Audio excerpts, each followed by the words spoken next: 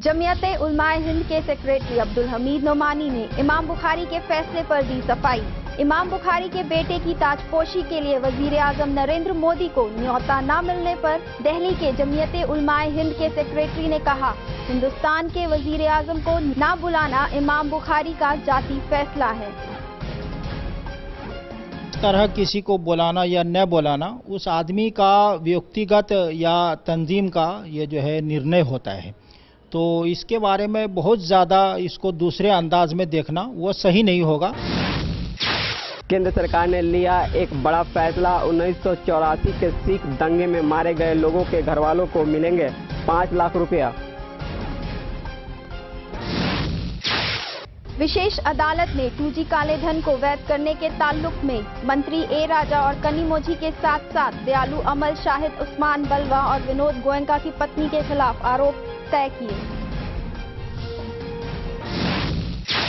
केंद्र सरकार का नया फैसला, कहा मोबाइल सिम के लिए जरूरी होगा आधार नंबर। इससे फर्जी कस्टमर को पहचानने और जुर्म के लिए मोबाइल के इस्तेमाल पर लगाम लगाने में मिलेगी मदद। आज पूरे मुल्क में राष्ट्रीय एकता के तौर पर मनाई गई सरदार वल्लभ भाई पटेल की जयंती। सरदार वल्लभ भाई पटेल की जयंती पर वजीर आजम नरेंद्र मोदी ने कहा, हिंदुस्तान को एकजुट करने में पटेल की भूमिका को कभी नहीं भूल सकते हैं। 5 हिंदुस्तानियों को श्रीलंका की अदालत ने सुनाई मौत की सजा। 2011 के नशीली दवाओं की तस्करी के इल्जाम में श्रीलंकाई नौसेना ने किया था गिरफ्तार। 1984 के दंगों पर कार्रवाई न होने पर शिरोमणि अकाली दल के सदर मंजीत सिंह ने जताया अफसोस।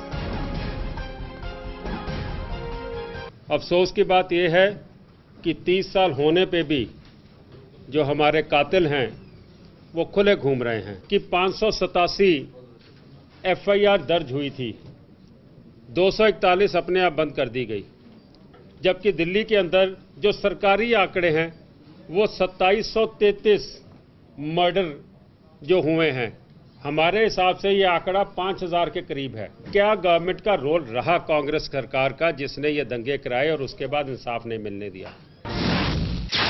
नासा के कमर्शियल स्पेस फ्लाइट की कोशिश को लगा झटका। लॉन्चिंग के साथ ही नासा के रॉकेट में हुआ धमाका। डॉल्फिन देखने की वजह से गोवा के समुद्र में डूबी 3 रसियन। मोटर पावर्ड बोट से सैर कर रही थी समुद्र का। तुर्की के कोयला खदान में बड़ा हादसा। कोयले के खदान में फंसे काम करने वाले 20 मुलाजिम। सोनीपत में सुरंग खोदकर बैंक डकैती करने के मसले पर 2 लोगों को पुलिस ने लिया हिरासत में, तो वहीं 2 लोग अभी भी हैं फरार। पहली बार 8200 के ऊपर पहुंचा निफ्टी। सेंसेक्स में 400 पॉइंट की बढ़ोतरी हुई। BSE सेंसेक्स और निफ्टी में लगातार 2 दिन से बढ़ोतरी देखी जा रही है। सेंसेक्स में 400 पॉइंट्स और निफ्टी में 120 पॉइंट्स की उछाल देखी गई। हिंदुस्तान के दिग्गज क्यू खिलाड़ी पंकज अडवाणी ने विश्व बिलियर्ड्स चैंपियनशिप में रिकॉर्ड किया कायम और साथ ही एक ही साल में लंबे और छोटे दोनों तरह का खिताब जीतकर तीसरा ग्रैंड डबल किया पूरा।